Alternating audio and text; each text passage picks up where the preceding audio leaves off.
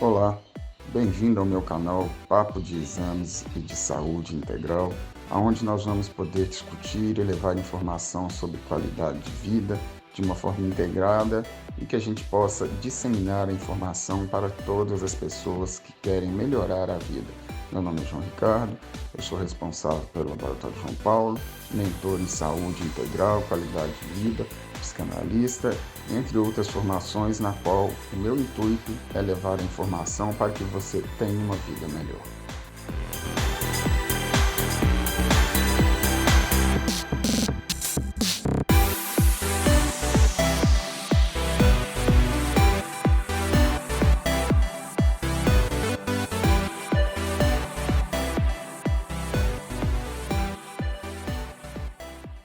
Existe uma máxima na questão de saúde que preconiza que toda doença começa pelo intestino.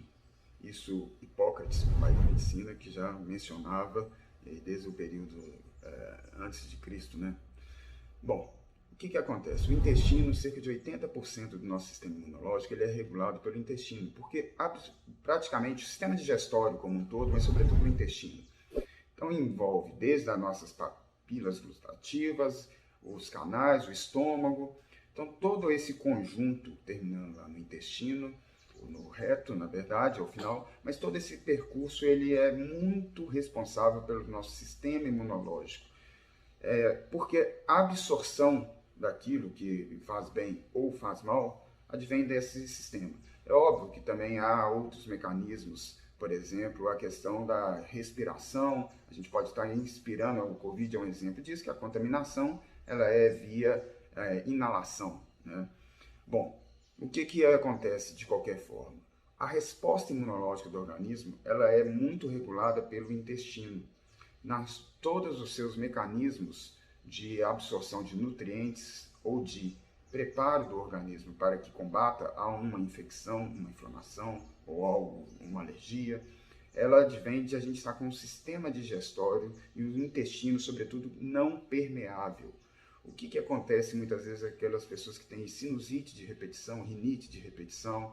Há algum fator genético? Sim, em algumas pessoas. Há uma alergia a alguns alérgenos, como, por exemplo, pelo de gato, pelo de cachorro. Então há coisas específicas sim. Mas grande parte dessas recorrências ela é devida ao intestino estar permeável. O que é isso?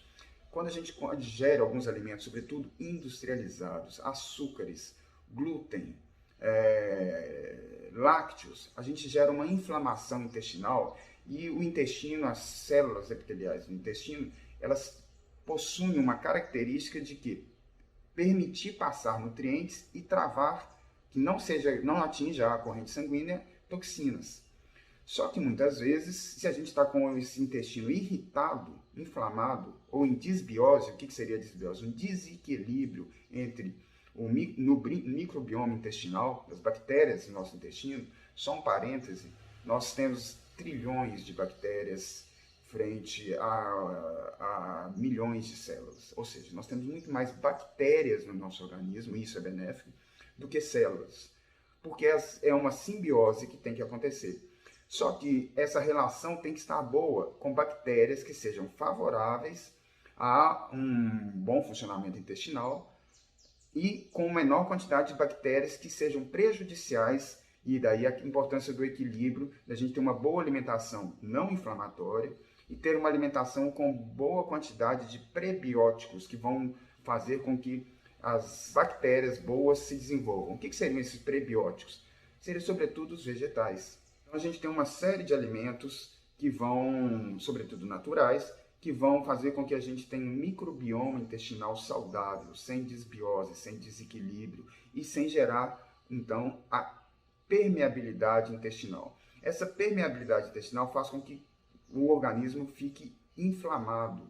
Eles façam com que acione constantemente o nosso sistema imunológico, os macrófagos começando a identificar que há algum organismo estranho, por exemplo, atingiu a corrente sanguínea alguma toxina. O glúten é uma molécula muito grande para poder ser digerida, então ele acaba gerando essa irritação intestinal. Essa irritação aciona o sistema imunológico Então, nós estamos constantemente com o sistema imunológico em atuação, os macrófagos, e aí aumentando a permeabilidade intestinal. Esse aumento da permeabilidade intestinal vai resultar com que a gente esteja o tempo inteiro inflamado, infeccionado, sujeito a alergias, sujeito a toxinas entrarem no nosso organismo.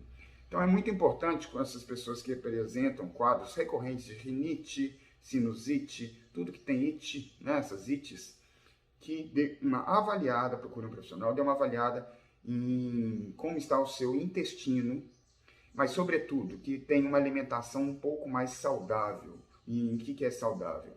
Descasque mais, desembale menos. Evite conservante, evite refrigerante, evite açúcares de uma forma geral, carboidratos simples, e coma mais oleaginosas, verduras, legumes.